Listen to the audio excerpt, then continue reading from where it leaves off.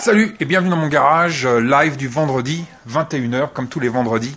Recoup de froid dans le Montana. Putain, ça fait 2 jours qu'il neige. Salut Ginger, salut No Man. Ça fait 2 jours qu'il neige, donc c'est un peu casse-couille.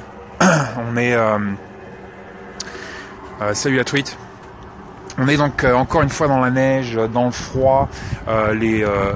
Les poules sont assez mécontentes, mais bon, elles décident quand même de sortir.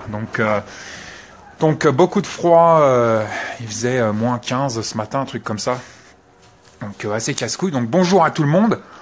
C'est reparti pour un live. À chaque fois, ça va hyper vite. En fait, j'ai un compteur sur le téléphone qui se met en route quand il me reste 30 secondes de live après 1 heure. Donc voilà. Comme d'habitude, si je ne prends pas votre question, n'hésitez pas à la reposer, soit cette semaine, soit la semaine prochaine. Salut Orléans. Salut Fred Roche, salut Marjorie, salut David, bonjour à tous, j'espère que tout le monde va bien, salut la Belgique, et c'est parti pour les questions, salut à Bretagne. Donc comme je le disais, si je ne réponds pas à votre question, n'hésitez pas à la reposer, ou alors à la reposer la semaine prochaine. Salut la grotte de l'ours, salut à tous. Donc c'est parti pour les questions. N'hésitez pas, encore une fois, c'est live, c'est voilà. Salut. Donc première question. Salut. Partenariat avec Azimut Nature? Non. Aucun partenariat avec Azimut Nature. C'est juste que je connais Jérôme, que j'apprécie les gens, les Français ou les gens tout court, qui se démerde un peu et qui ouvre une petite boîte perso comme ça, comme Azimut Nature. J'apprécie le matériel qu'il a, j'apprécie le garçon, c'est devenu un ami. Et donc je le soutiens ici et là quand je peux, mais il n'y a aucun partenariat.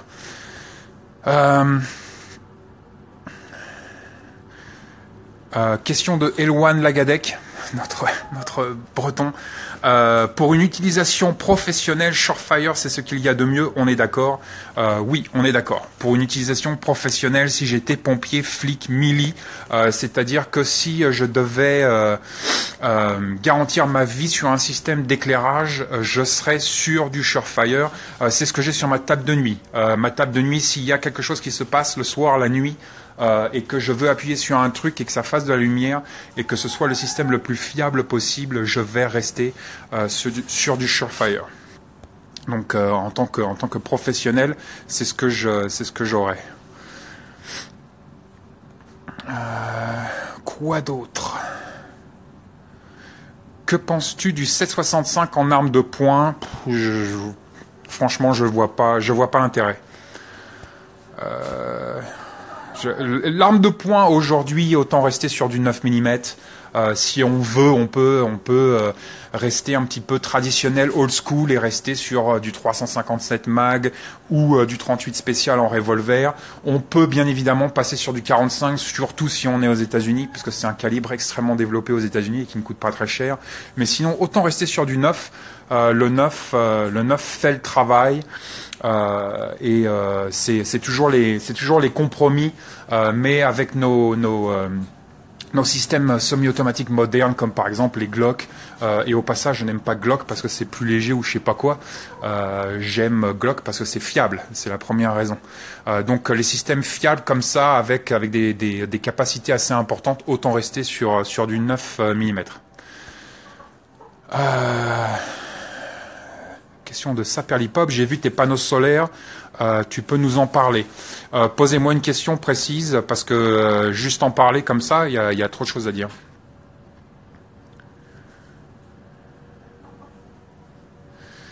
Alors, grosse question assez lourde de Gérard Binel. Et Vol, tu as déjà abordé la contrainte temps dans ton organisation. Peux-tu nous décrire une semaine type, grosso merdo, entre le potager, la vérification et l'optimisation de tes systèmes? Déjà, je vais au boulot le matin. J'ai un boulot comme tout le monde. Donc, c'est c'est difficile de décrire une semaine type parce que toutes les semaines peuvent être différentes.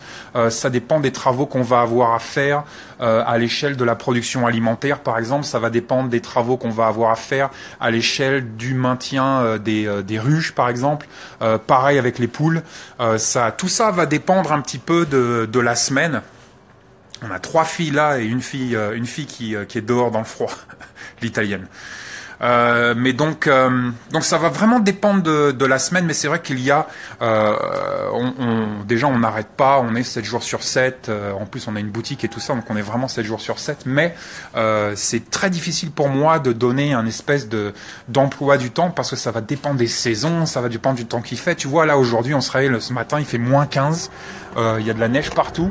Je vais quand même aller arroser et tout ça dans la serre, mais c'est pas comme si je pouvais passer du temps dehors avec les filles, c'est pas comme si c'était un temps où je pouvais m'occuper des abeilles et toutes ces choses-là. Donc ça dépend vraiment du temps. Tout on est d'accord. Quoi d'autre? Salut Gollum, salut Doom89. Salut Doukia, que penses-tu des groupes électrogènes hybrides à gaz et essence? J'ai fait une vidéo il n'y a pas très longtemps, j'ai fait 2 vidéos il n'y a pas très longtemps sur mon système de groupe électrogène au propane. Je ne comprends pas la question. De rien, Elwan. Une arme de poing en 22 long rifle à conseiller. Oui, il y a pas mal d'armes de poing qui peuvent être intéressantes en 22 long rifle. C'est un super système, notamment pour faire apprendre le tir aux enfants, aux personnes âgées, des personnes qui ont un petit peu du mal avec de l'arthrite, toutes ces choses-là. Le calibre 22 long rifle est un excellent calibre, que ce soit arme courte ou arme longue, pour effectivement apprendre le tir. Les trucs de sécu, le tir, la respiration, position des mains et tout le bordel. Donc c'est un calibre très intéressant pour l'apprentissage du tir. Et effectivement, en arme de poing, moi je suis très Ruger, semi-auto. Voilà. Après, c'est vrai qu'il y a des systèmes en arme de poing, pistolet. Qui peuvent être intéressantes. Je sais plus le nom. Il y a une autre compagnie qui fait un semi-auto assez intéressant. Les semi-auto en 22 long rifle, c'est toujours un petit peu la merde. Mais bon, c'est pas fait pour partir à la guerre. C'est pas du fiable. Mais c'est juste fait voilà pour le tir, l'entraînement et tout le bordel. Donc voilà. Moi, je suis très Ruger. Donc voilà.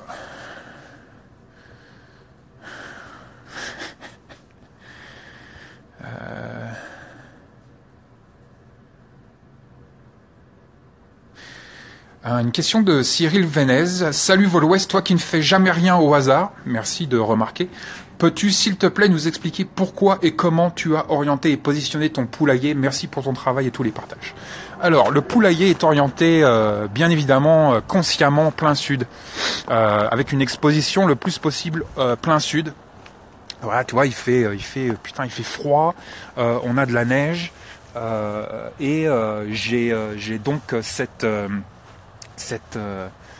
orientation plein sud. On a mis l'eau plein sud, comme ça elle gèle beaucoup moins vite, surtout quand on a un peu de soleil, hein, Jumper. Et comme ça leur donne une tu vois, là on commence à avoir un petit peu de soleil et tout de suite ça va réchauffer l'eau, ça va réchauffer la paille, ça va sécher la paille et toutes ces choses-là. Donc l'orientation plein sud pour nous, c'était important. Peut-être que pour vous, encore une fois, ça va être différent. Peut-être que pour vous, vous voulez avoir de l'ombre parce qu'il fait trop chaud. Les poules, généralement, elles arrivent à mieux gérer le froid que le chaud. Mais donc orientation plein sud pour nous, c'était très important. J'ai fermé le mur nord le plus possible. Que ce soit mur plein ou avec des bottes de paille, et comme ça, avec les bottes de paille, je vais te faire voir de l'autre côté, avec les bottes de paille, je peux fermer une partie du côté nord et le réouvrir l'été quand il fait très chaud, comme ça elles ont une ventilation et une aération sur le côté nord. Pareil avec le côté ouest, j'ai mis une botte de paille, je mets une botte de paille l'hiver pour fermer le côté ouest. pour les protéger du vent par exemple et de la neige. Mais je vais réouvrir ça l'été. Comme ça, on a une bonne aération l'été. Voilà, j'espère que ça répond à ta question. Salut Gaël.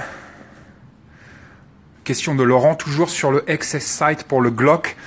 Oui, toujours sur le XS Big Dot de nuit. Donc super système, mais mon épouse a Trijicon HD sur son Glock 43 et j'apprécie aussi énormément. Donc si vous les deux sont bien, je dirais que il y a d'autres systèmes qui sont intéressants. Il y a d'autres systèmes qui sont intéressants, mais je suis très pro XS Sight et je suis très pro Trijicon HD. Salut le Québec. Une question de Guy Serin. Je m'en mêle dans les câbles. Salut Volwes, que penses-tu des kits ou des sacs de survie tout faits?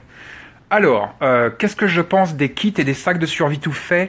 J'en pense que d'une manière générale, donc là je vais généraliser, c'est de la merde. C'est de la merde parce que souvent dans ces kits, on va avoir peut-être sur 10 outils ou 10 systèmes, on va avoir un ou deux trucs assez sympathiques et après on va avoir de la merde. Donc ça c'est pour gagner de l'argent. Ça c'est la première raison. La deuxième raison, c'est que bien souvent ces kits ne sont pas personnalisés. C'est-à-dire que on va avoir des kits ou des sacs d'évacuation ou peu importe, et des kits de survie qui vont peut-être être fabriqué par un mec, j'en sais rien, moi on va prendre l'Australie, donc le mec qui fabrique ça en Australie, et c'est peut-être très bien pour l'Australie, mais si tu habites à Quimper, ça va peut-être pas faire le travail. Donc il y a un petit problème ici de personnalisation. Je préfère les kits qu'on fait soi-même. De toute façon, je modifie la totalité de mon matériel. Tout mon matériel est modifié à chaque fois. Là, des pieds à la tête, mon matériel que j'ai acheté, il a été modifié par moi-même. Je ne vais pas rentrer dans les détails, mais donc je modifie tout, absolument tout.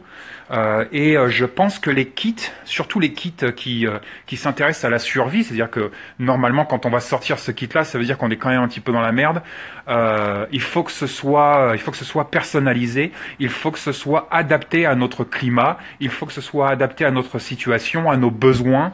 Est-ce qu'on a des enfants, est-ce qu'on n'a pas d'enfants, est-ce qu'on est diabétique, est-ce qu'on n'est pas diabétique, et toutes ces choses-là qui sont à prendre en compte.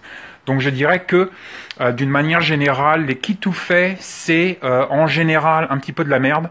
Et aussi, surtout, c'est généralement, dans la plupart des cas, pas adapté à nos besoins. Les plans de la serre, salut Dunes. Les plans de la serre seront-ils disponibles un jour? Je pourrais faire les plans de la serre. Je les ai là, quelque part. Si ça vous intéresse vraiment. Mais pourquoi pas, à voir.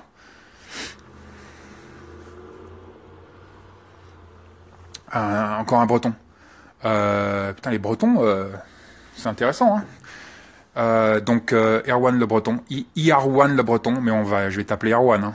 Ça fait breton.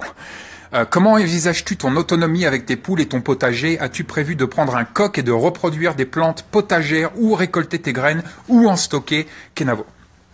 Alors, les poules, nous on est sur des poules pondeuses et on est en milieu urbain, on a le droit à 5 poules. Alors j'ai toujours cru qu'on avait le droit à que 4 poules, en fait on a le droit à 5. J'en aurais pris 3 si j'étais, voilà, mais on en a pris 4. Donc, je n'ai pas l'intention de prendre un coq. Le coq est très intéressant pour une multitude de raisons avec les poules, mais vu que je suis en milieu urbain, le coq est interdit. Donc, pour nous, ça n'a même pas été une option, c'est-à-dire que je ne peux pas prendre de coq par rapport à la loi. Aussi, donc ça c'est fait.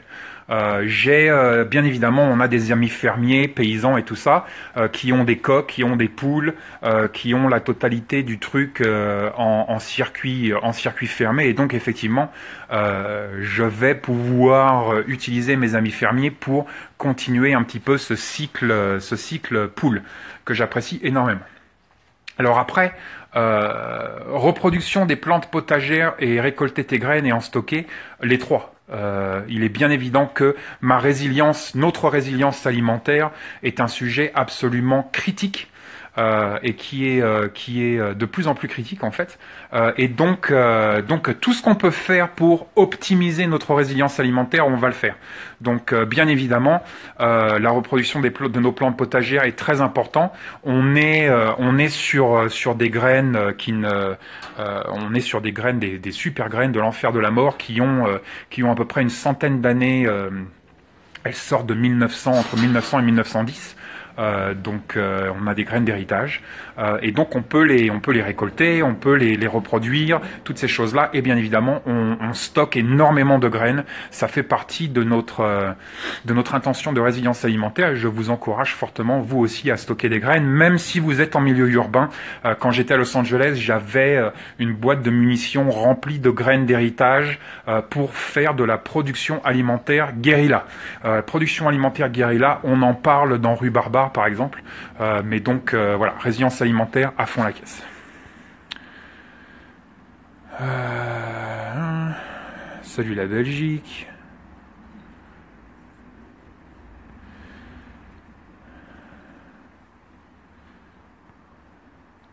Quel type, une question de Sébastien Roueche.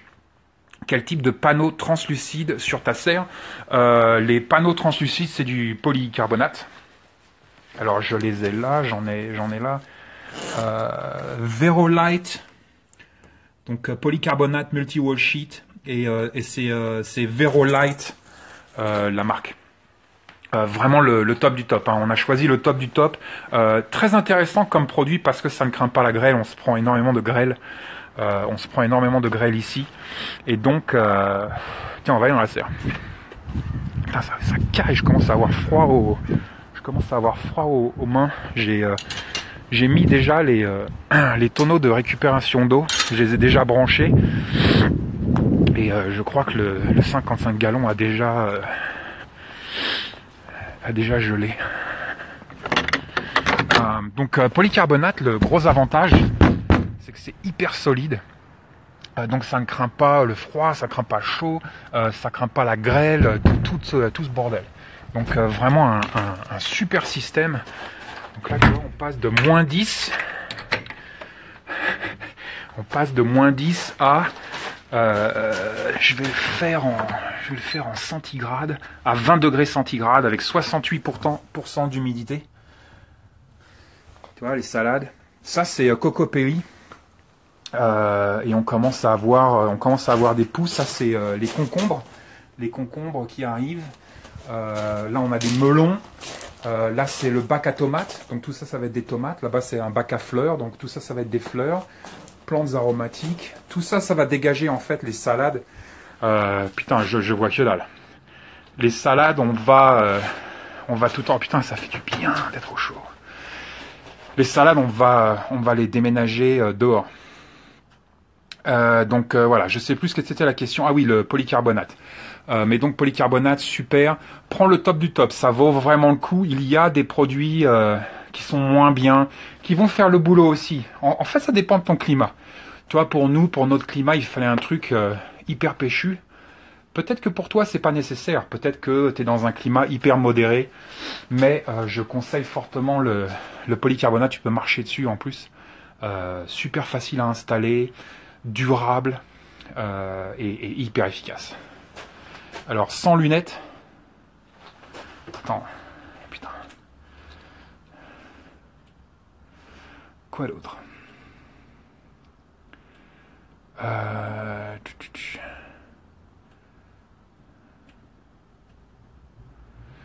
Une question de Rémi Denis. Bonjour Vol Ouest. Salut. Quand tu prends la décision de cultiver ton jardin ou ton miel, penses-tu aussi à une forme de rentabilité? Toujours. Je pense toujours à une forme de rentabilité, pas dans le sens, mais pas dans le sens commercial basique du terme. C'est-à-dire que je ne pense pas forcément argent, mais je pense rentabilité déjà par rapport à l'effort. Je pense que c'est très important de réintégrer à nos routines de vie ce rapport à l'énergie qu'on a malheureusement oublié. Nos grands-parents avaient encore un rapport à l'énergie intéressant et intéressé, et de plus en plus avec les technologies modernes et tout le bordel, tout l'automatisation et tout ça, on a un petit peu oublié de penser à gérer un petit peu cette histoire d'énergie. Et effectivement, tout est question ici de production, et donc le moins de temps je passe à produire, le moins d'efforts je fournis, le plus intéressant c'est. Pour vous donner un exemple, une petite idée de quoi je parle, c'est par exemple si vous avez faim, toute votre famille a faim, vous devez mettre à manger sur la table et vous vous dites tiens je vais aller chasser, et vous partez dans les montagnes. Dans mes montagnes ici il fait -20, vous avez le fusil et tout ça, et vous allez marcher pendant 8 heures. Donc vous allez probablement, moi quand je pars, je fais 1m95 pour un peu plus de 100 kg. Quand je pars, je peux brûler facilement 3 à 4000 calories. Donc imaginez brûler 3000 à 4000 calories, et le seul truc que vous ramenez c'est un écureuil. Un écureuil ça fait quoi? Ça fait 30 calories. Donc on a ici un rapport effort-énergie qui est complètement débile. C'est-à-dire que si on fait ça pendant 3-4 jours, on va mourir. Ça ne vaut pas le coup. Donc il faut être un petit peu plus intelligent et se dire ok, comment mettre à manger sur la table sans que je dépense 3 ou 4000 calories. Et c'est un petit peu la même intention avec cette serre par exemple, ou avec tout ce que je fais. Le poulailler, je vais ressortir parce que putain là, par contre je crève de chaud. Le poulailler, donc ça c'est des principes de permaculture en fait, où on travaille en zone. On a la zone 1, 2, 3, 4 et ainsi de suite. Le poulailler pour nous il est en zone 1, c'est-à-dire que je sors de mon garage et je fais 12 pas et j'ai mes œufs. Je ne fais pas 13 pas. Si je peux en faire le moins possible, c'est comme ça qu'on raisonne. Donc tout ça pour dire que tout est étudié. Tout est étudié pour un rendement énergétique le plus stable possible, donc le plus durable possible, mais aussi le plus intéressant physiologiquement possible. C'est-à-dire qu'encore une fois, si j'aurais pu mettre mon poulailler par exemple en diagonale à l'autre bout du jardin, et tous les jours quand je vais aller chercher mes œufs, au lieu de faire 12 pas et donc de dépenser, j'en sais rien moi, 32 calories, je vais devoir faire 27 pas et dépenser 54 calories. Par rapport à un œuf, ça commence à faire la différence. Donc voilà, j'espère que ça répond à ta question. C'est pas un intérêt monétaire, c'est plus un intérêt énergétique.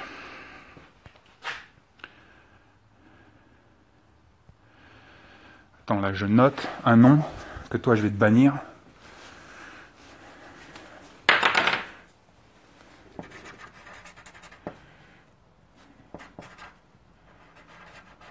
Je m'occuperai de toi plus tard. Salut la Bretagne.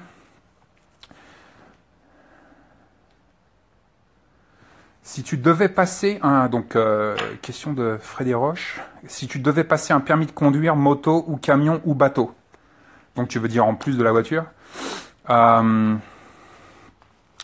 dépend. Les trois, pourquoi pas. Après, ça dépend. Si tu habites à côté de la mer, le bateau, ça peut être sympa. Si tu veux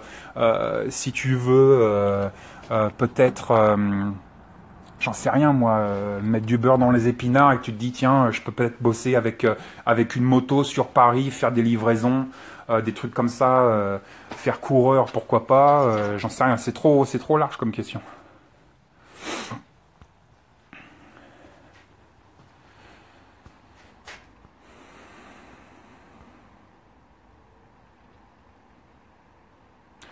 Question de Guy Serin, que penses-tu aussi des monthly box que l'on a aux US tels que Battlebox? C'est pas mon truc. C'est pas mon truc. Je comprends pourquoi les gens vont investir dans du Battlebox et tout ça, mais c'est vraiment pas mon truc. Moi, comme je l'ai dit avant, j'aime bien faire mes systèmes moi-même. J'aime bien créer mes kits. J'aime bien acheter mon matériel parce que mon matériel de survie, je veux qu'il soit le plus fiable possible. C'est ça moi qui m'intéresse. C'est la fiabilité et la durabilité. Ça ne veut pas dire que les autres outils sont mauvais. Ça veut dire que moi, j'aime bien la fiabilité, je privilégie la fiabilité et la durabilité, et que les trucs dans Battlebox, généralement, encore une fois, c'est un peu de la merde. Question de Gaspacho 96. Ton avis sur le 19X? Autant prendre un 17. Le 19X, Le 19 de génération 5, je l'ai essayé il n'y a pas très longtemps, très bien. Donc faudra voir avec le temps s'il est aussi fiable, durable et intéressant que le génération 3. Mais je l'ai essayé et vraiment, vraiment ils ont fait un truc là sympathique avec la génération 5. Maintenant le 19X, donc pour ceux qui ne savent pas, c'est un 19 en fait avec la poignée d'un 17.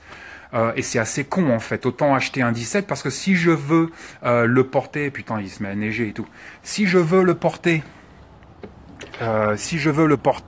discrètement, c'est pour ça que je prends un 19, je privilégie le 19 au lieu du 17, c'est pour porter le plus discrètement possible. Si je veux porter discrètement, je veux une poignée quand même assez réduite. Donc la 19, c'est celle qui passe le mieux avec un chargeur assez conséquent et une prise en main assez utile, combative. Maintenant le 19X, il a la même taille qu'un 19, sauf que la poignée c'est un 17. Putain, autant acheter un 17 quoi. Ou rester sur le 19. C'est bref, j'aime pas le 19X.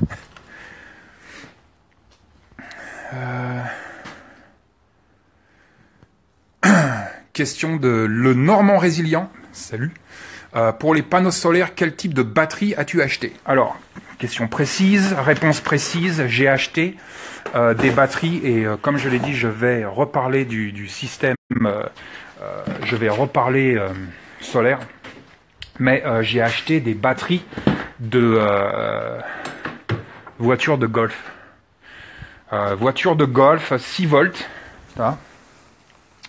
Elles sont absolument fantastiques. C'est probablement les meilleures batteries qu'on puisse acheter qui se trouvent sur le marché facilement pour un petit système d'appoint par rapport au solaire, le plus efficace possible, le plus petit possible, le plus léger possible, portatif et tout le bordel. Salut Druides. À partir de quand et combien de personnes un poulailler est-il rentable? Un poulailler, encore une fois, niveau rentabilité, il faut séparer l'argent de la rentabilité énergétique, de la rentabilité physique, mentale, physique, tout le bordel. Faut séparer un peu les deux. Économiquement parlant, un poulailler n'est pas réellement rentable. Surtout un petit poulailler. Là, on parle petit poulailler de jardin. J'ai pas 1 million de poules dans une usine. C'est pas réellement rentable d'un point de vue argent. Surtout si on s'en occupe bien, si on veut bien les nourrir et toutes ces choses-là, si on a un hiver un peu long et tout le bordel, si on veut leur donner un petit peu des suppléments, tu vois, et tout ça, c'est économiquement parlant, c'est pas rentable. Maintenant, c'est rentable sur tellement d'autres niveaux. C'est rentable parce que déjà c'est des animaux fantastiques. C'est rentable parce que l'énergie, les protéines qu'elles nous donnent au travers des œufs, c'est absolument fantastique et c'est quotidien. Donc voilà, il y a plein de choses. Pour répondre à ta question, à partir de quand et combien de personnes un poulailler est-il rentable? Tu peux être tout seul à la maison et avoir 2 poules, et c'est fantastique.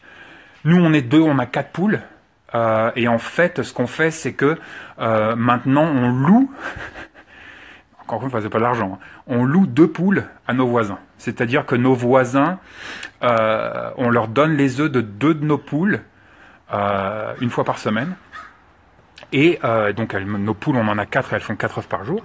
Et en échange, c'est un gros chasseur, en échange, il nous donne de la viande. Donc personnellement, j'achète plus de viande. Ça fait très longtemps que j'ai pas acheté de viande en fait, qu'on achète plus de viande. Mais en plus, maintenant, on a ce rapport au voisinage où on échange des œufs de poule et du miel pour d'autres trucs, comme par exemple de la viande.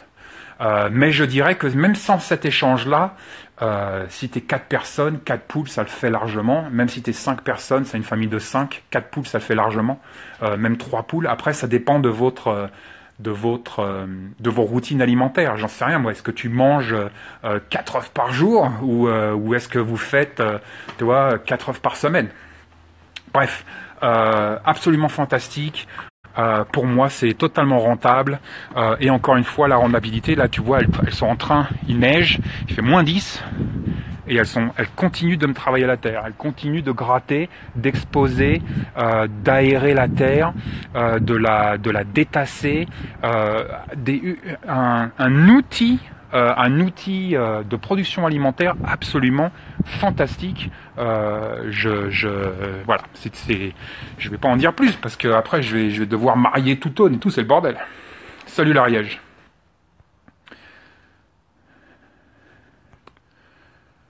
Je ne sais pas.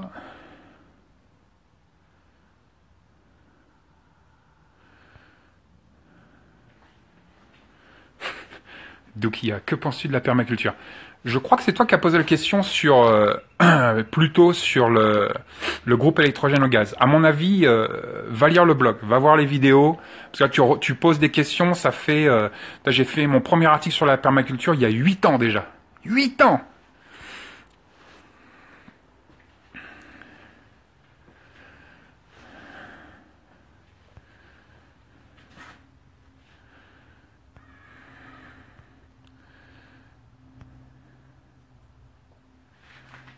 Je ne comprends pas les questions, les mecs. Hein.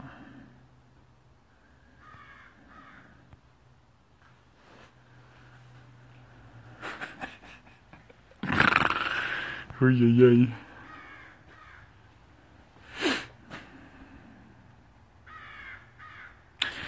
aïe. Question de Olivier Lescure. Salut Vol, j'ai vu ton post sur Eleanor. Le fait qu'elle participe à l'émission Wild sur M6 le mois qui a suivi, hasard ou coup de pub. C'est assez... c'est toujours étonnant pour moi que vous ayez toujours ces arrière-pensées de faire de l'argent, coup de pub, tout est calculé, on est des gros enculés, on est là en fait juste pour vous enculer.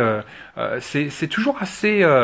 j'ai vachement de pêche et j'ai vachement de choses que j'ai envie de partager, j'ai envie d'écrire, de faire ceci, de faire cela. Et après, je lis des commentaires comme ça, même si c'est pas hyper méchant. Et en fait, ça me ferme, quoi. Ça m'ennuie, ça me gêne, ça me fait chier, quoi. Donc non, c'est pas un coup de pub, c'est un hasard. Je trouvais Eleanor quelqu'un d'assez intéressant, une personne assez intéressante qui est passée par la porte du survivalisme, c'est très rare, et qui a les couilles d'en parler en plus. Et donc je ne savais même pas qu'elle était sur une émission M6. Donc voilà.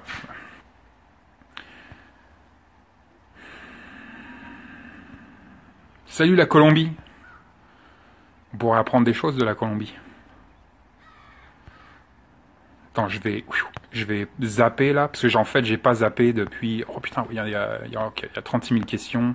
Je vais aller à la fin du fil, parce que je suis encore... voilà. Joues-tu d'un instrument? Oui, j'en joue de pas mal. Ouh là là, mince, je n'y suis pas retourné sur le blog, sorry et merci pour tout. Ouais, va voir le blog.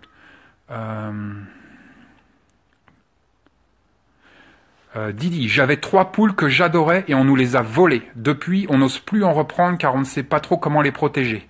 Le 12, mon gars. Prends un chien, un gros chien méchant qui bave, et un 12.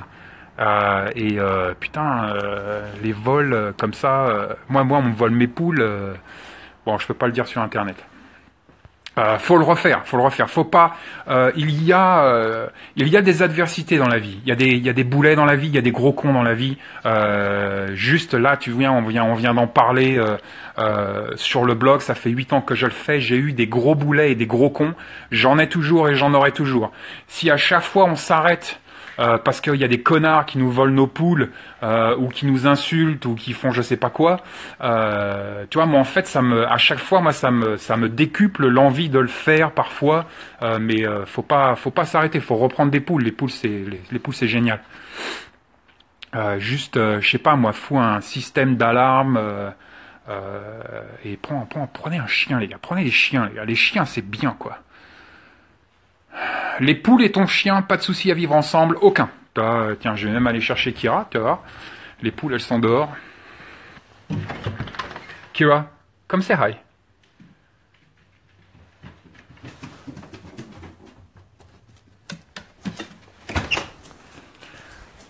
Donc elles s'entendent, en fait elles s'ignorent quoi. C'est aussi simple que ça. Mais il y a eu aucun problème. Kira a totalement intégré et compris. Tu vois, son truc préféré c'est de bouffer la merde de poule quand même. C'est pour ça que je nettoie pas le garage. C'est Kira qui nettoie le garage. Les poules et le chat et le chien, aucun problème. Kira est assez fantastique pour ça. Elle est super. C'est vraiment un super chien quoi. Salut la Corrèze. Je passe.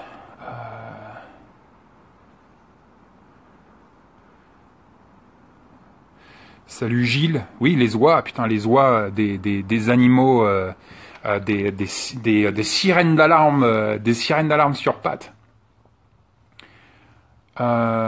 Ours des tavernes, les chiens c'est bien, on est d'accord, mais faut pas oublier que c'est un membre de la famille, c'est clair.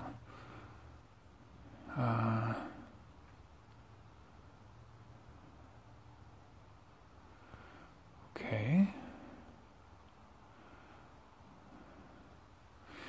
Fujikael, salut Vol, bravo pour tes photos, un conseil, merci. Pour les photos, tu veux dire? Juste prends des photos. Voilà. C'est un peu comme... c'est un peu comme tout, faut faire et défaire, faut continuer à faire, et voilà. Je dirais, j'avais vu un jour un reportage sur un photographe assez connu, je vais pas dire le nom, on lui avait demandé la même question et en fait, j'avais bien aimé sa réponse. Il disait que il fallait pas avoir peur des noirs, dans le sens où c'est bizarre quand c'est dit comme ça, mais dans le sens où faut prendre les photos et puis faut laisser les noirs, faut laisser les ombres tranquilles. Donc j'ai bien aimé ça, mais sinon moi je dis toujours voilà, faut continuer de prendre des photos. Il y a beaucoup de questions sur les armes aujourd'hui. Oh putain, il fait froid.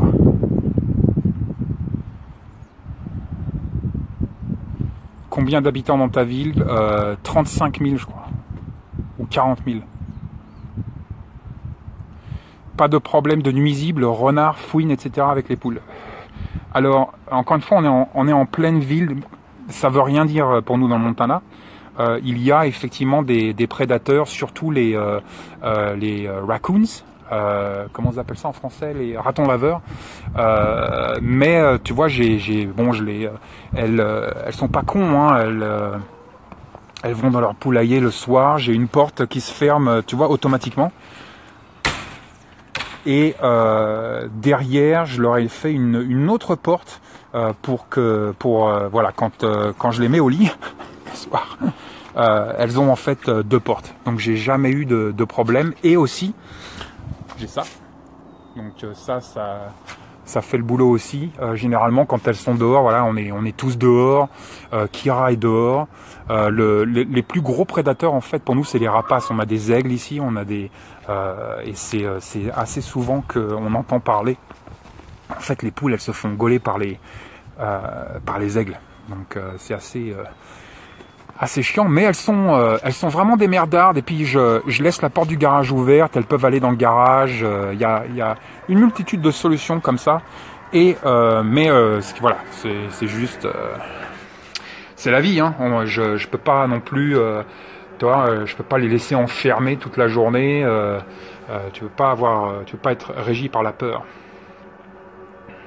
Salut Gilles, l'Artigo. Question intéressante, je ne sais plus si j'ai déjà répondu de Ragnar Wolf. Que penses-tu de l'élevage de lapins? Je crois que j'en ai déjà parlé sur un live. Je ne suis pas lapin. Le lapin, contrairement à la poule, il y a des avantages. Il y a des avantages et des inconvénients aux deux animaux. Le gros avantage du lapin, déjà, c'est que c'est silencieux. En fait, on nous dit pas, mais les poules, putain, la toutonne, elle parle 24h sur 24, quoi. C'est une pipelette. Quand elles font les œufs, elles chantent. Enfin, c'est le délire.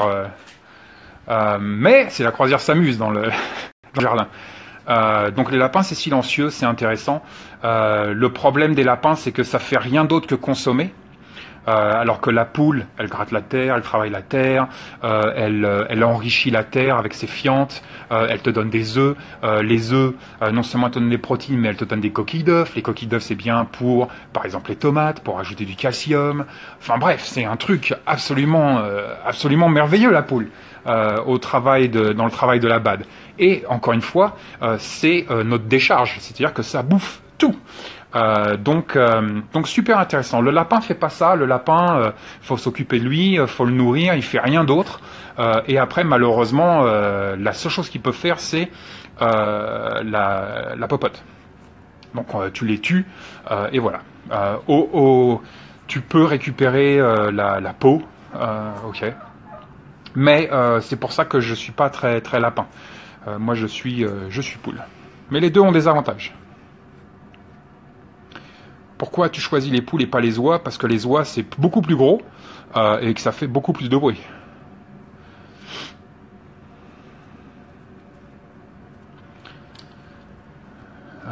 Merci Della Giulio.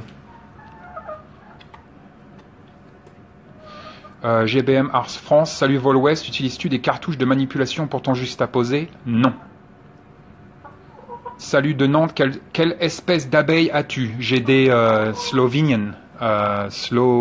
Comment vous dites en français? Slovenians? Je sais, des Russes, quoi. Putain, elles sont costaudes. Mais, ouais. Pourquoi des batteries en 6 volts? Peux-tu expliquer ce choix? Les batteries en 6 volts sont intéressantes parce qu'elles ont plus de watts-heure que les batteries en 12 volts. C'est aussi simple que ça. En fait, Volwest, l'idée qu'on fait de l'argent avec tout est une mentalité typiquement française. Ça se discute, quoi, mais... ouais. Ok, donc on va passer... Je vais redescendre le fil. Lutte contre les insectes ravageurs dans le potager. Alors, le gros avantage dans le Montana, et parce qu'on a un hiver assez difficile, c'est que l'hiver nique tout. Par exemple, on n'a pas de tiques et on n'a pas de puces là. On a des tiques dans certains environnements, mais par exemple, on n'a pas de puces, donc on n'a pas obligé de traiter les chiens, les chats, les poules.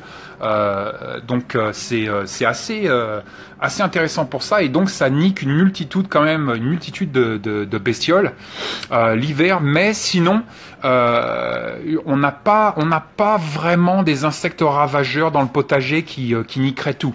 On doit s'occuper du potager, on a des limaces un petit peu, tu vois, des conneries comme ça. Mais alors les tueuses de limaces, ça le fait. C'est tout travaille ensemble. Et encore une fois, il faut se rappeler que malheureusement notre modernité, notre époque moderne veut que tout soit toujours parfait. Tu vois, les gonzesses sur Instagram, c'est toujours putain super sexy, gros seins, parfait. Et c'est un petit peu pareil avec les potagers, c'est-à-dire qu'on veut toujours des super belles tomates bien rouges, tu vois, machin, des artichauts parfaits. Et en fait, la nature est pas parfaite comme ça. La nature est pas retouchée, et on n'a pas de filtre, tu vois, dans le jardin. Et donc, surtout quand on travaille bio, quand on travaille organique, il faut savoir qu'on va avoir un certain nombre de pertes, il faut savoir qu'on va avoir un certain nombre d'insectes, et donc on essaye de travailler avec ça. On essaye d'introduire des insectes qui peuvent nous aider avec d'autres insectes. On essaye d'avoir des familles de plantes qui se mettent toutes ensemble, tu vois, pour par exemple repousser certains insectes pour aider une autre plante voisine. Donc on les plante dans les mêmes bacs. Tu vois, tout ce genre de choses. Donc c'est en fait super intéressant, et c'est la vie en fait. C'est la vie, et c'est ça qui rend l'être humain intéressant aussi, c'est qu'on est toujours dans l'anticipation, on est toujours à essayer de trouver des astuces et des trucs pour faire que tout marche ensemble, et que tout marche le mieux possible, et que tout ait un sens, et que ça ait un sens organique, tu vois. Donc sans introduction de produits chimiques et de merde, en fait on a les outils, tu vois. Par exemple, les poules, c'est des outils de jardin, et donc voilà, utiliser un petit peu tout ça. J'espère que ça répond à ta question. Les coccinelles, par exemple, exactement.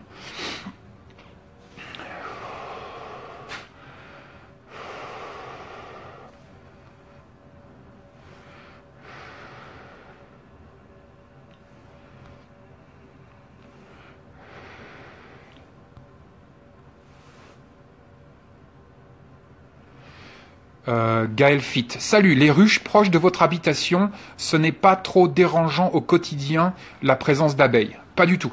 Les abeilles, en fait, il y a une grosse misconception. Déjà, les gens confondent les abeilles et les guêpes, beaucoup. Les problèmes qu'on a généralement, c'est pas avec des abeilles, c'est avec des guêpes. Les abeilles sont travailleuses, les abeilles elles bossent. Okay, elles en ont rien à foutre de notre steak. Elles bossent et en fait, je suis là à côté des ruches. Et en fait, j'avais fait une vidéo où tu me vois, je suis assis juste devant les ruches. J'ai 50 000 abeilles derrière moi qui passent. Et en fait, elles se foutent. Kira, are you Kira? Come on, get out of here. Kira, you're not a chicken. Come on, get out. Out. Thank you. Monde à l'envers. J'ai les poules dans le garage comme si c'était des chiens et j'ai le chien dans le poulailler comme si c'était une poule. C'est dégueulasse. C'est dégueulasse, Kira. Absolument dégueulasse. Et donc, en fait, aucun problème. Aucun problème. Je pourrais avoir les ruches juste devant la porte d'entrée. Aucun problème. Donc, c'est vraiment fantastique pour ça. Elles bossent. Elles font leur truc. Elles ont tellement de choses à faire que voilà. Elles se foutent de nous, en fait. Elle avait l'air très bien dans le poulailler. Jufu90, salut Volwest, fais-tu pousser tes fruitiers à partir de graines ou les achètes-tu déjà développés? Je les ai achetés déjà développés. J'ai acheté donc 2 poiriers et un prunier déjà développés et j'ai planté. Alors ça c'est je sais pas quoi et ça c'est je sais pas quoi. La seule chose que je sais, c'est que c'est des petits trucs médicinaux utilisés par les Indiens d'Amérique. En fait, j'ai replanté. Je me suis penché sur l'étude des plantes médicinales qu'utilisaient les Indiens d'Amérique. Et donc pour nous, dans notre état, ça va être les nez percés par exemple, les cheyennes, tout ça. Et pour replanter sur ma propriété les arbres et les arbustes que eux utilisaient pour leur médecine naturelle. Donc j'ai un plan avec le nom de tous les trucs et machin, on pourra y revenir. Je reviendrai sur cette question ce printemps ou cet été, quand il fera pas moins 10, que j'ai pas froid aux mains et qu'il y a un peu de verre un peu partout et qu'on voit un peu ce qui se passe.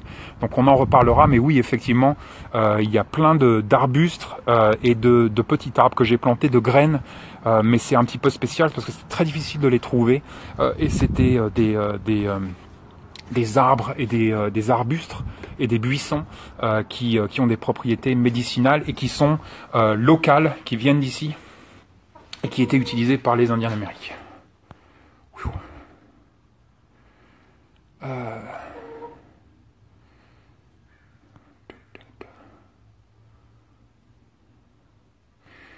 Jim Hop. Pourquoi ne pas mettre les poules dans le potager pour les insectes nuisifs? Alors toi, tu connais pas. Tu connais pas l'engin que ça c'est. Ça, si dans à l'apogée de ton potager, on va dire en août, tu laisses ça 2 heures dans ton potager, t'as plus rien, mon gars. C'est des bulldozers, c'est des vélociraptors sur pattes, mon gars. Ça te nique tout. Ça te bouffe tes salades, tes carottes, ça nique tout. Non, faut faire super attention. Encore une fois, c'est un outil. C'est comme les armes à feu, c'est comme les bagnoles. C'est un outil qui peut être très intéressant et pratique et tout ça, mais qui peut aussi être néfaste et dangereux. Donc, faut mettre les filles. C'est vraiment des vélociraptors sur pattes, hein, ces trucs-là. Hein. C'est hyper méchant. Hein. Donc voilà, faut faire attention. Salut Louis. Kira, non, allez viens, allez, come on, go home.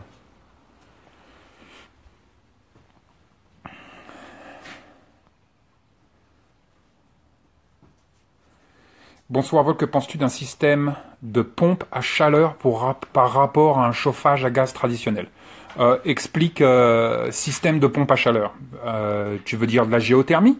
Si c'est de la géothermie dont tu veux parler, la géothermie, c'est un système très intéressant.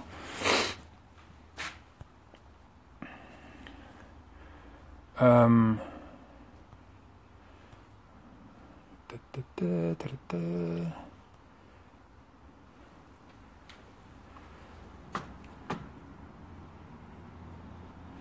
À quand un concours photo comme tu avais déjà fait du style bad, potager, animaux, stock, premiers soins, armes? Pourquoi pas mettre ça en place. On peut faire un truc genre poulet ruche. On peut faire un truc potager encore. Quand on a fait potager, on a fait EDC. Autant faire un truc poule. Autant faire un concours photo poule.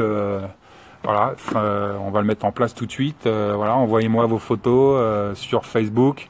Concours photo, poulailler et le gagnant, je verrai. Je ferai un truc. Peut-être que je fabriquerai un couteau ou un truc.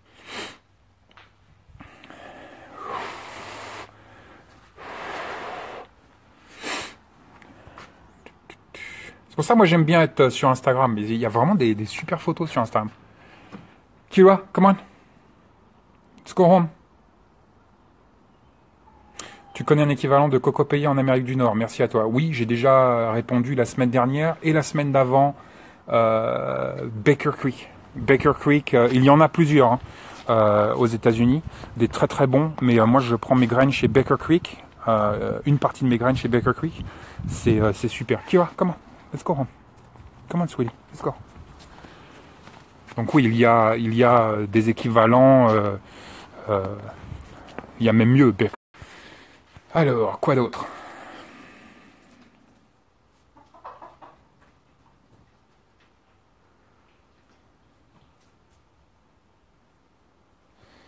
Salut, vient d'arriver, ton livre, ton film du moment. J'ai pas vraiment de... On a vu un film, putain ça fait... En fait, tu sais, nous on fait le film du samedi soir, et putain, c'est la mort quoi. Je sais même pas... Non, Kiwa, comment? Je sais même pas ce qu'on a vu là samedi dernier. C'est pour dire à quel point je m'en branle. Et c'est de la merde. Donc voilà. Les livres, j'ai pas le temps vu que j'en écris un moi-même. Donc vraiment, j'ai pas le temps de lire. Osrep, bonjour, vol, as-tu intégré des abris pour abeilles solitaires type Crown Bees? Oui, Crown Bees, tu vois, j'ai un hôtel là. Et donc ça s'est bien passé l'année dernière. Donc on va voir ce que ça va donner cette année. Mais toujours intéressant les abeilles solitaires et surtout locales. Tu vois, parce que nous avant l'invasion des Européens aux États-Unis, on n'avait pas d'abeilles en fait. On n'avait que des abeilles locales. On n'avait que des abeilles sauvages et solitaires. L'abeille à miel n'existait pas sur le continent nord-américain. Donc c'est toujours intéressant de revenir un petit peu en arrière pour voir ce qui marchait, ce qui marchait pas.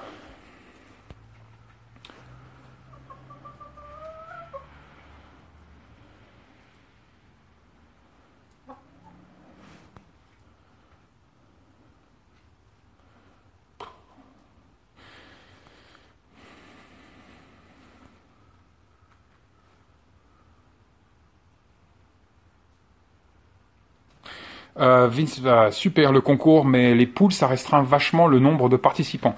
Difficile pour beaucoup d'avoir des poules. Oui, mais tu peux aller chez ton paysan local et prendre des photos de ses poules. C'est pas obligé que ce soit tes poules. C'est juste le thème, la thématique, c'est la poule.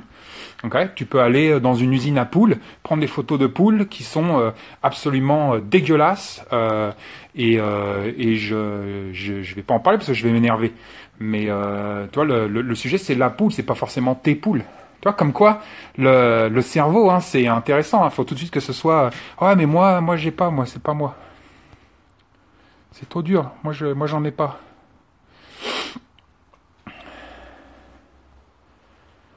Que penses-tu des huiles essentielles? Alors, si j'étais une gonzesse ou un hippie, je te dirais tous les bienfaits des huiles essentielles.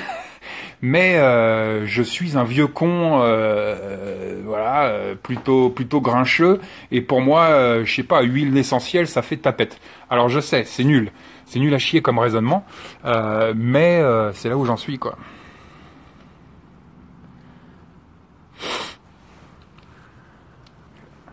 Oh non, Sébastien Rouèche, quel type de panneau translucide sur ta serre? Re-regarde la vidéo sur YouTube, le live, quand on aura fini là.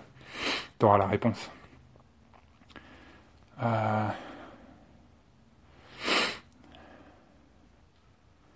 Ok pour les poules. Ok. Donc voilà, concours photo pour les poules. Voilà, très bien.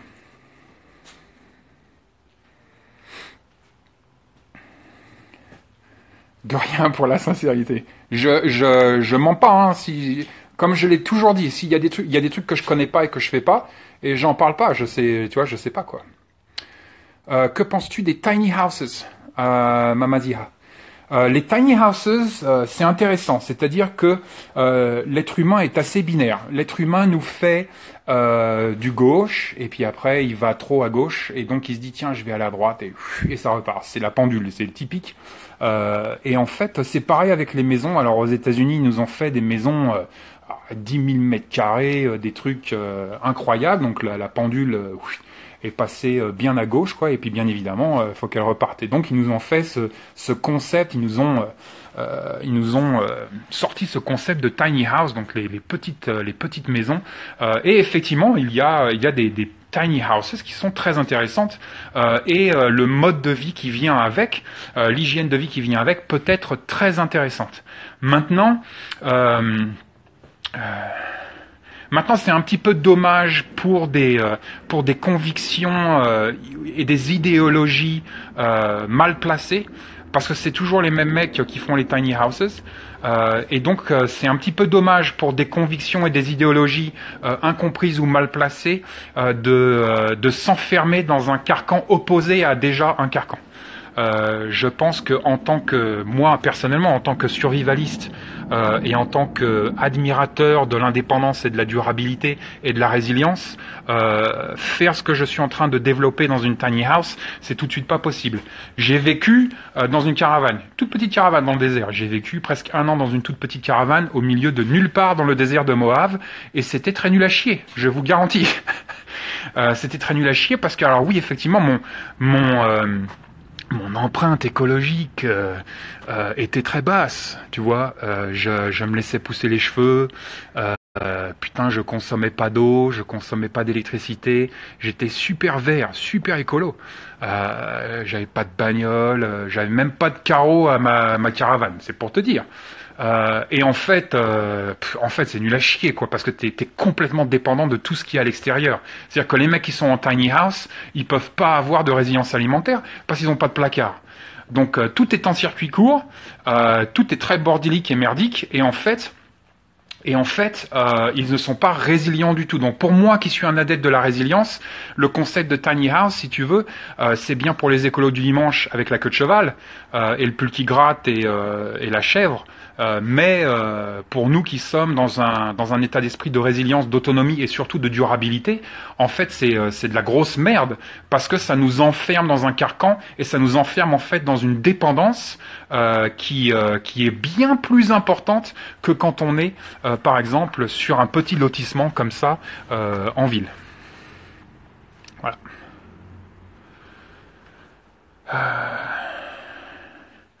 Cyril Venez, excellent binôme, toi et Gilles Lartigot. Avec vous deux, j'ai carrément progressé dans ma réflexion. Merci. Eh ben, écoute, Cyril, merci à toi pour ton soutien et ta fidélité. Et effectivement, putain, Gilles, super quoi. Fred Conat. Quelle est la durée, c'est une question qui revient assez souvent, quelle est la durée d'autonomie de ton groupe électrogène avec une bouteille de gaz? Alors, premièrement, de quoi on parle? Est-ce qu'on parle d'une bouteille de gaz comme ça? Ou est-ce qu'on parle d'une bouteille de gaz comme ça? Ou est-ce qu'on parle d'une bouteille de gaz comme ça? Je déconne, mais tout dépend. Tout dépend d'abord de la taille de la bouteille de gaz. Et ensuite, tout dépend de l'utilisation que tu fais de ton groupe électrogène. Est-ce que tu nous fais tourner une petite lampe 12 volts pour lire ton petit bouquin, ton petit Nietzsche le soir dans ton duvet? Ou est-ce que tu nous fais tourner la totalité de ton électricité dans ta maison? Tu vois, les deux autonomies vont être complètement différentes. 26 secondes, il me reste 26 secondes. Donc encore une fois, ce genre de questions et ce genre de réponses, ça dépend de ton utilisation, ça dépend du système et tout le bordel. 1 heure, ça passe vraiment hyper vite, les amis. Prenez soin de vous, soyez résilients, soyez autonomes, force et honneur, grosse couille poilue, et on se dit à la semaine prochaine.